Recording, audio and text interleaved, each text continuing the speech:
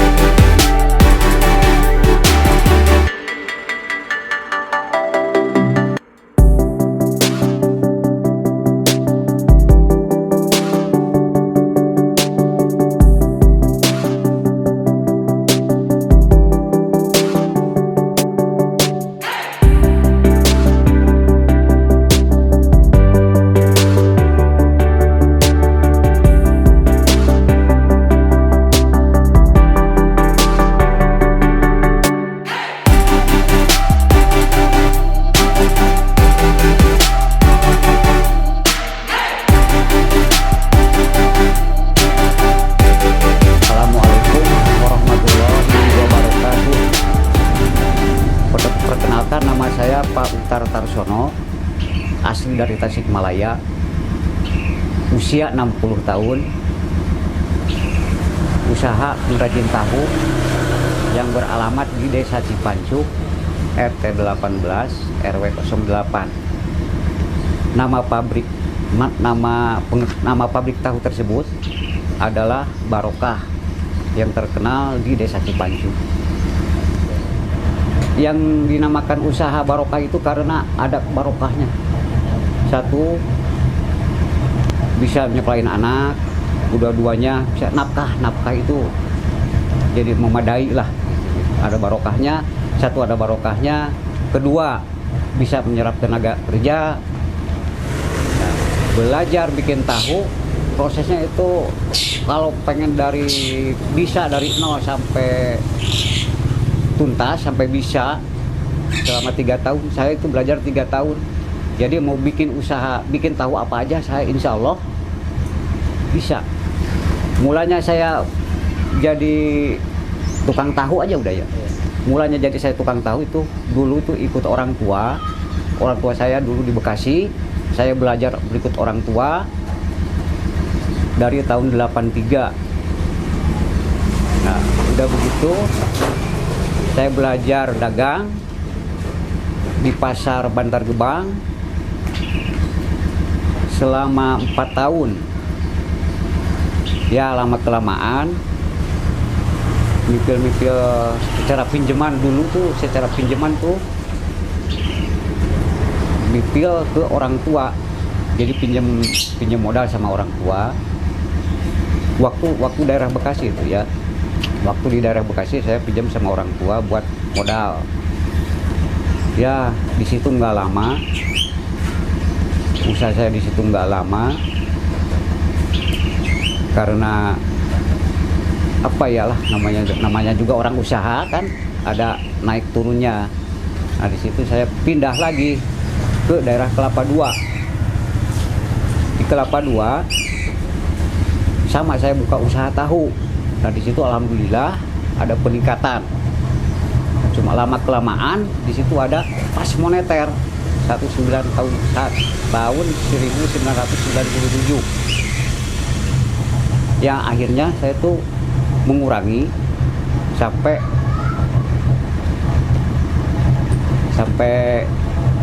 berhenti dah. Ya, lama-lama nganggur dulu tuh, saya tuh nganggur selama 2 tahun. Udah begitu, saya buka lagi usaha di Cibarusah tahun 2000 2014 di Cibarusah. Dari 2014 saya serahkan ke keponakan, yang akhirnya yang dijalani sama keponakan tuh nggak lama, hanya 6 tahun. Nah dari situ karena saya punya istri yang buka usaha di Cipancu, ya kita ikut istri di Cipancu. Alhamdulillah sampai sekarang. Jadi yang lama istri mah tuh yang selama 30 tahun. Jadi misal kita di sini, kita bapak di daerah Jakarta, istri di Indramayu. Ya cara proses buat tahu, satu, bahan pokok itu hanya kacang kedelai. Pertama, kacang kedelai direndam sampai mekar. Udah mekar, dicuci bersih. Udah dicuci bersih, lalu digiling. Udah digiling, dimasak. Udah dimasak. Nah, masaknya itu sampai 3 kali naik. Kalau udah 3 kali naik, udah masak. Udah masak, lalu diangkat, disaring. Udah disaring, diaduk biar rata sampai keluar bintik-bintik. Udah keluar bintik-bintik, didiamin sampai bening. Udah bening, air yang tadi itu, yang udah beningnya nih, air yang udah bening itu dibuang separoh, dimasukin separoh buat bibitnya. Udah ngendap semua tuh, udah kering tuh, lalu dicitak. Udah dicitak, dipotong-potong. Potongannya ya tergantung pesanan lah. Nah, udah dipotong-potong tergantung pesanan, lalu ditata biar rapih. Kalau sekarang masih gembes ya, kalau istilah orang sini mah gembes, kalau orang Tasik bilang mah jaliken, kata orang Sunda mah jaliken. Dimasukin ke jaliken. Udah dimasukin ke jaliken, tahu itu dimasak lagi ya, atau kalau masak nasi mah dikukus lagi tuh biar keras, jadi tanpa pengawet. Ya kalau bikin tahu itu prosesnya paling 2 jam juga bisa jadi. Kalau bikinnya satu masakan 2 jam bisa jadi. Yang tenaga kerja, ciri-ciri tenaga kerja di tempat bapak itu ya, satu, yang udah bisa, mulai bisa dari pegangan tahu dah dari nol, dari kacang kedelai direndam sampai jadinya tahu, itu yang harus pada bisa. Kedua, kriteria orang kerja itu bapak sendiri juga kriteria, wah orangnya nih anaknya begini, jadi cara ngayominnya begini. Nah, kalau masalah kacang kedelai yang berkualitas itu nggak ada lagi selain bola. Bola itu paling bagus. Nah, bola yang paling bagus itu berkualitasnya, tahunya juga bagus, dimakannya juga rasanya enak. Kalau yang jelek-jelek, kacang banyak yang busuknya, itu kualitasnya kurang bagus. Karena apa? Mengurangi itunya, jadi tahunya. Ya mulanya bikin tahu di daerah Cipancu itu, mulanya itu hanya 10 kilo Pak, hanya 10 kilo. Cuma waktu itu 10 kilo itu dagang ke pasar Haurgelis itu sebentar banget, nggak ada setengah jam lah waktu itu saya itu. Soalnya kan ada yang dipromosikan oleh tetangga, kok ada tahu enak katanya, ada tahu enak nih dari Tasik. Ya akhirnya nambah lagi, tambah lagi. Ya alhamdulillah dari 10 kilo itu sampai sekarang ya mencapai 2 kintal. Lama lah prosesnya tuh pengen peningkatan itu. Keuntungan tahu itu ya tergantung pesanan. Satu, kalau pesanannya banyak ya lumayan keuntungannya. Ya kalau pesanannya mengurangin ya mengurangin keuntungannya. Ya rata-rata 20% lah dari modal itu. Kalau sekarang tuh harga kacang yang saya pakai itu harga kacang yang 11.5. Jadi yang 2 kintal itu ya udah yang kali 11.500 kali 2 kintal. 2.300.000. Yang itu bahan modal utama kacang kedelai itu 2.300.000. Diambil upah tenaga kerja 300.000. Diambil bahan bakar 250.000. Diambil solar. Kita sekarang ini pakainya pakai solar karena apa, itunya kebakar lah, belum ada gantinya. Dinamonya belum ada gantinya. Diambil solar 5 liter per hari, harga 9.000. Harga 9.000 itu per 5 liter itu 45.000. Terus listrik 300.000. Dalam 2 minggu itu 300, dalam 1 bulan, itu 300.000. Ya karena kita pakainya pakai token bisnis, jadi habisnya 300.000 per bulan. Untuk menjaga kualitas, tolong sama anak-anak yang kerja itu dari pembibitan yang bagus. Kalau pembibitannya nggak bagus ya kualitasnya jelek lah. Jadi tolong sama anak-anak yang kerja itu, saya minta tolong tetap sama. Jadi termasuk Bapak sendiri suka terjun ke lokasi. Anak-anak yang memasarkan ada 8 orang. Yang 8 orang itu nggak banyak semua ngambilnya. Nah, ada yang keliling, itu yang keliling 8 orang. Cuma yang kebanyakan di pasar cuma Bapak sendiri. Jadi kebanyakan itu Bapak yang di pasar. Karena ya kalau ditinggal di pasar ya gimana lah katanya. Oh Bapak nggak ada yang dagang ke pasar kok, nggak ke pasar nih Pak Utar, nggak ke pasar, tadi banyak yang nanyain. Kadang-kadang ada yang ke pabrik itu nyusul itu orangnya tuh. Nah yang keliling itu sampai ke satu, ada yang ke pasar Cilege, ada yang ke Sukaslamet, ada ke daerah Gantar. Keuntungan dari tahu itu ya kurang lebih 800.000-an, 800.000 per hari itu. Nah kalau per bulannya bisa dihitung sendirilah masalah itu. Soalnya kan tergantung omset aja itu. Kalau omsetnya ya meningkat, kadang-kadang kan kita lebih dari nominal 2 kintal. Kadang-kadang kan kurang, jadi di titik ratakan aja 2 kintal. Yang membedakan rasa tahu Bapak itu satu dari pengolahan. Pengolahannya kan pakainya pakai uap, jadi nggak secara dimasak langsung. Kalau yang pakai uap ya tenaga uap, yang namanya juga tenaga uap, nggak bakalan bau angus. Kalau kata orang Sunda mah bau hanus. Nah jadi ya kebanyakan sih kalau dari Tasik ya rata-rata itu pakainya pakai uap. Yang membedakan. Yang bedanya tahu Bapak itu secara pembibitan aja biar tua gitu. Ngaduknya itu biar tua. Kalau muda-muda itu pasti ada rasanya asam. Dan tahunya tanpa pengawet, Pak. Tanpa pengawet. Kalau yang digoreng, yang tanpa pengawet tuh, kalau yang digoreng paling kekuatan 2 hari. Kalau yang mentah kekuatannya 3 hari, asal kita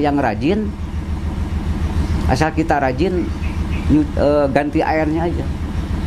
Kita rajin ganti air, dikukus lagi, itu malah lebih enak tahu. Kalau yang harga yang kacang kedelai yang lagi naik tuh, jadi potong aja itu dikurangin. dikurangin motongnya. Nah kalau enggak, taikin harganya,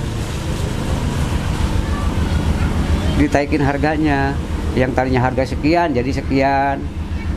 Atau bisa ngurangin hitungan dari per biji. Misalkan nih anak-anak nih biasanya 5.000 itu 14, bisa dikurangin jadi 5.000 12. Nah ya begitu juga sama Bapak sendiri di pasar begitu. Yang dulunya ngisi 14 sekarang jadi 12 biji. 5.000 itu harga tahu itu, yang 5.000 itu 12 biji. Nah, kalau yang gede 5.000 itu 3 biji. Nah, caranya biar konsumen atau pelanggan ya, kalau pelanggan biar enggak komplain, kita dikasih kabar dulu sebelumnya, itu dikasih kabar dulu. Kalau udah dikasih kabar ya dia juga terima lah emang keadaan, Bu sekarang harga kacang naik nih, gimana mau dikurangin ya besok ya 1, ya silahkan, yang penting sama-sama lancar. Kalau mau menarik pelanggan itu, kalau sistem di pasar ya Bapak sendiri itu tiap tahun itu kan ada istilah THR. THR-nya itu cuma seala kadarnya, yang penting ada THR atau tanda mata, citra mata. Nggak gede kok, yang penting kalau buat pelanggan di pasar harus ada THR. Bukan Bapak sendiri, saya sama teman-teman aja, bilangin aja sama teman-teman, tolong kalau dagang di pasar itu kasihlah cindera mata, mau apa kek, yang penting ada. Nah kalau buat yang keliling tergantung, wah orangnya kurang, harus begini, kita ngayomi begini. Orang ini begini, kita ngayomi begini. Jadi kita itu ngikutin anak aja gimana. Konsep yang saya pegang usaha tahu, satu, rasa jangan sampai berubah. Kedua, kejujuran.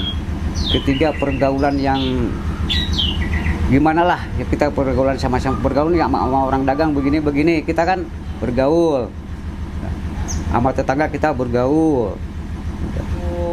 Pembuangan limbah karena dekat dengan kali, emang gini, kalau pabrik tahu tuh harus rata-rata tuh di pinggir kali kan, buat biar gampang pembuangan limbahnya. Jadi masyarakat nggak ada yang komplain kalau kita buang langsung ke kali, kan langsung ngalir. Malah kalau musim kemarau tuh, kalau petani kekurangan air kan, limbah itu udah dingin tuh, bisa diambil buat ngairin sawah, bagus. Nah ada lagi limbah, kalau yang namakan limbah itu ampas dari tahu nih. Dari tahu kan ada ampasnya. Ampasnya itu bisa buat dimakan orang lah, bisa buat kambing, bisa buat makanan jangkrik. Pokoknya makanan ampas itu, tahu itu nggak ada kebuangnya lah. Jadi ampasnya juga bisa berlaku, jadi laku, jadi duit lah. Ya itu pokoknya ampasnya mah, satu dimakan orang, tapi kan secara diolah lagi yang namanya oncom. Nah kalau buat jangkrik ya secara langsung, buat kambing secara langsung. Malah saya sendiri, Bapak sendiri suka makan oncom. Wah enak ini oncom, katanya dari ampas kan. Prinsip Bapak sendiri, satu, prinsipnya sama tetangga akur, pengen akur, sama anak-anak yang kerja biar pada tenang. Yang penting tuh prinsip itu kita harus waspadalah, jaga kita diri sendiri. Kalau kita diri sendiri kita bagus, mungkin ke orang lain kita bisa bagus.